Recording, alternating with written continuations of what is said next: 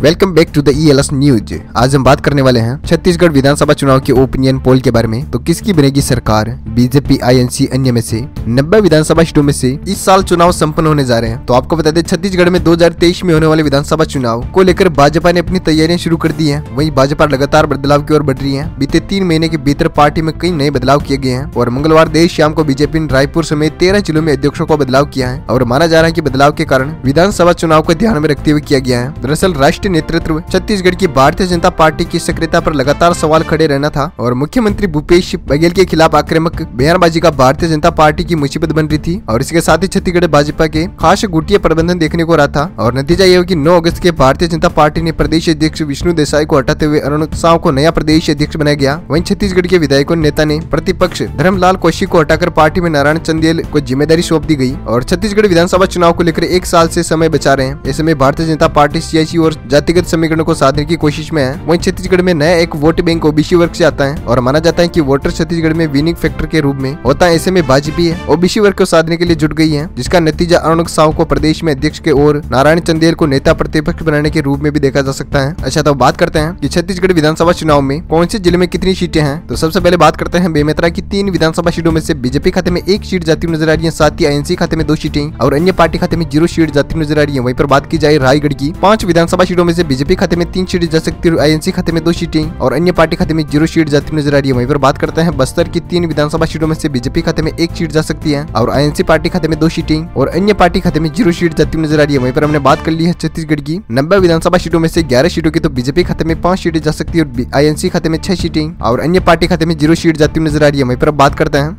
महासमुंद की 4 विधानसभा सीटों में से बीजेपी खाते में 2 सीटें जा सकती है और INC खाते में भी 2 सीटें और अन्य पार्टी खाते में 0 सीट जाती नजर आ रही है। वहीं पर बात करते हैं राजनांदगांव की 6 विधानसभा सीटों में से बीजेपी खाते में 3 सीटें जा सकती है और INC खाते में 2 सीटें और अन्य पार्टी खाते में 1 सीट जाती नजर आ रही है। वहीं पर बात करते हैं सरगुजा की 3 विधानसभा सीटों में से बीजेपी खाते में 1 सीट जा सकती है और INC खाते में 2 सीटें और अन्य पार्टी खाते में 0 सीट जाती नजर आ रही है। वहीं पर बात की जाए कि छत्तीसगढ़ की 90 विधानसभा सीटों में से 24 सीटों की हमने बात कर ली है, जिनमें से बीजेपी खाते में 11 विधानसभा सीटें जा सकती है और कांग्रेस पार्टी खाते में 12 सीटें और अन्य पार्टी खाते में 1 विधानसभा सीट जाती नजर आ रही है। वहीं पर बात की जाए बलौदाबाजार की 4 विधानसभा सीटों में से बीजेपी खाते में 3 सीटें जा सकती है और INC खाते में 1 सीट और अन्य पार्टी खाते में 0 विधानसभा सीट जा सकती है। वहीं पर बात की जाए बालोद की 3 विधानसभा सीटों में से बीजेपी खाते में 2 सीटें जा सकती है और INC खाते में 1 सीट और अन्य पार्टी खाते में 0 विधानसभा सीट जा सकती है। वहीं पर बात कर ली हमने बालोद की, तो आगे बढ़ते हैं। तो अगला जिला है सूरजपुर। सूरजपुर की 3 विधानसभा सीटों में से बीजेपी खाते में 2 सीटें जा सकती है और INC खाते में 1 सीट और अन्य पार्टी खाते में 0 विधानसभा सीट जा सकती है। वहीं पर बात करते हैं कि छत्तीसगढ़ की 90 विधानसभा सीटों में से 34 सीटों की हमने बात कर ली है, जिनमें से बीजेपी खाते में 18 विधानसभा सीटें जा सकती है और INC खाते में 15 सीटें और अन्य पार्टी खाते में 1 विधानसभा सीट जा सकती है। वहीं पर बात की जाए गरियाबंद की 2 विधानसभा सीटों में से बीजेपी खाते में 1 सीट जा सकती है और INC खाते में भी 1 सीट और अन्य पार्टी खाते में 0 विधानसभा सीट जा सकती है। वहीं पर बात की जाए सुकमा की 1 विधानसभा सीट में से ओपिनियन पोल आपके सामने स्क्रीन पर है, तो बीजेपी खाते में 0 सीट जा सकती है और INC खाते में 1 सीट और अन्य पार्टी खाते में 0 विधानसभा सीट जा सकती है। वहीं पर बात करते हैं बलरामपुर की 2 विधानसभा सीटों में से बीजेपी पार्टी खाते में 1 सीट जा सकती है और INC खाते में भी 1 सीट और अन्य पार्टी खाते में 0 विधानसभा सीट जा सकती है। वहीं पर बात करते हैं कि छत्तीसगढ़ की 90 विधानसभा सीटों में से 39 सीटों की हमने बात कर ली है, जिसमें से बीजेपी खाते में यानी कि भारतीय जनता पार्टी खाते में 20 सीटें जा सकती है और INC खाते में 18 विधानसभा सीटें और अन्य पार्टी खाते में 1 विधानसभा सीट जा सकती है। वहीं पर बात की जाए अगले जिले की, तो अगला जिला है रायपुर। रायपुर की 7 विधानसभा सीटों में से बीजेपी खाते में 4 सीटें जा सकती है और INC खाते में 3 सीटें और अन्य पार्टी खाते में 0 विधानसभा सीट जा सकती है। वहीं पर बात की जाए कोड़गांव की 2 विधानसभा सीटों में से बीजेपी खाते में 1 सीट जा सकती है और INC खाते में भी 1 सीट और अन्य पार्टी खाते में 0 विधानसभा सीट जा सकती है। वहीं पर बात की जाए जसपुर की 3 विधानसभा सीटों में से बीजेपी खाते में 2 सीटें जा सकती है और INC खाते में 1 सीट और अन्य पार्टी खाते में 0 विधानसभा सीट जा सकती है। वहीं पर हमने बात कर ली है छत्तीसगढ़ राज्य की 90 विधानसभा सीटों में से 51 सीटों की, तो बीजेपी खाते में 27 सीटें जा सकती है और INC खाते में 23 सीटें और अन्य पार्टी खाते में 1 विधानसभा सीट जा सकती है। वहीं पर बात करते हैं अगले जिले की, तो अगला जिला है जांजगीर चांपा। इसकी 6 विधानसभा सीटों में से बीजेपी खाते में 3 सीटें जा सकती है और INC खाते में 2 सीटें और अन्य पार्टी खाते में 1 विधानसभा सीट जा सकती है। वहीं पर बात करते हैं कवर्धा जिला कबीरधाम की 2 विधानसभा सीटों में से बीजेपी खाते में 2